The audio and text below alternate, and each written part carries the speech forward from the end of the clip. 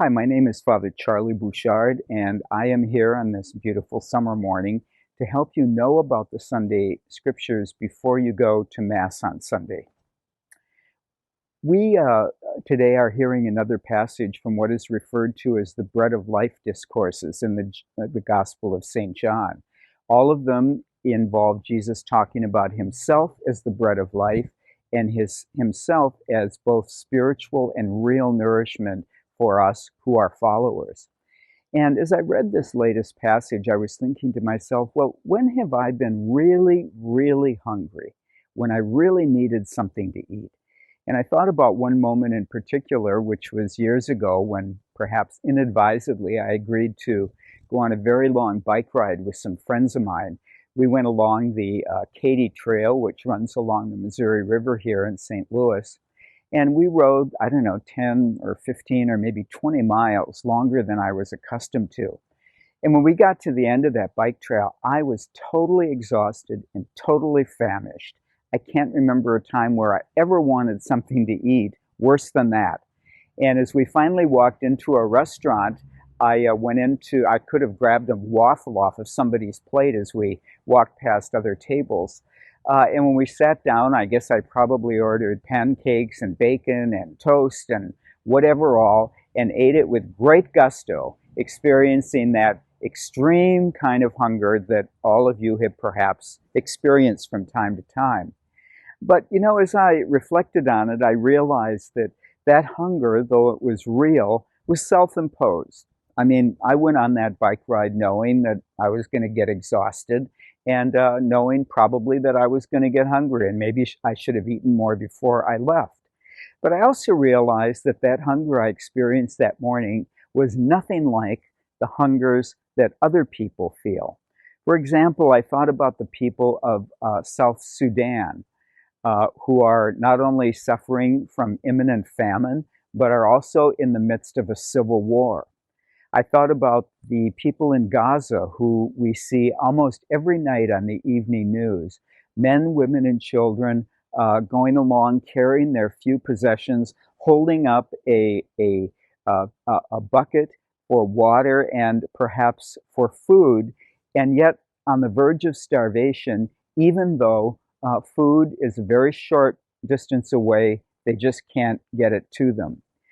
These are people who really have no food, who can't reach food at all, and who are literally and really starving.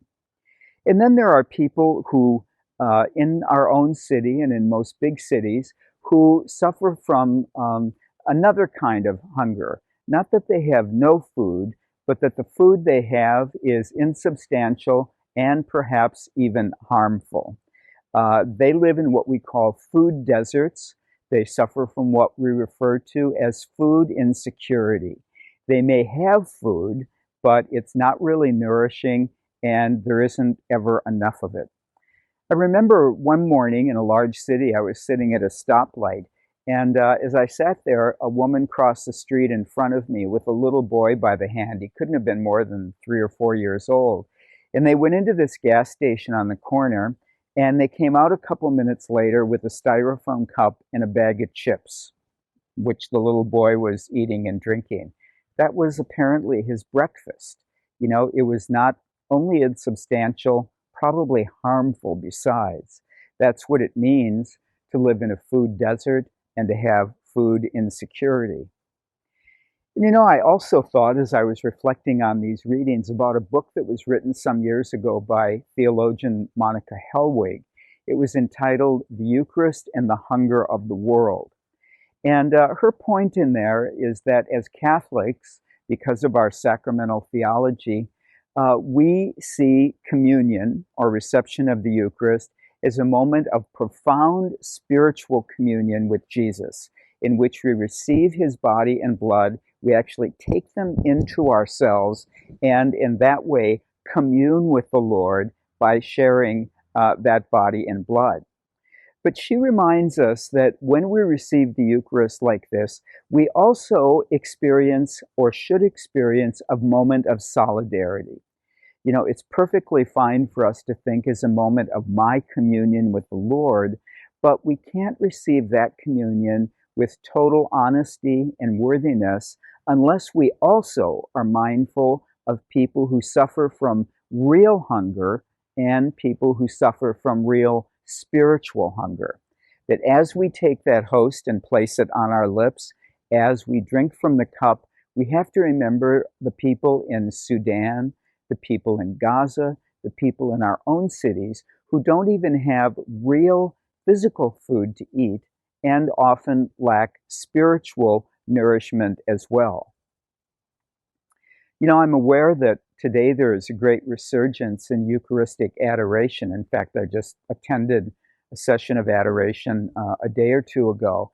And that's a great thing because it gives us the opportunity to deepen our Eucharistic devotion.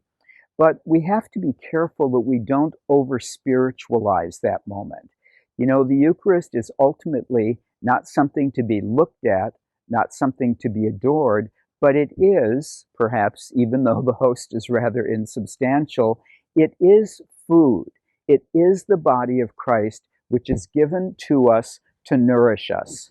We can't make it simply something that we look at, but when we receive it, we have to be prepared to say, yes, this satisfies my hunger, and yes, this is a symbol of the hunger that others have, which I must also try to satisfy.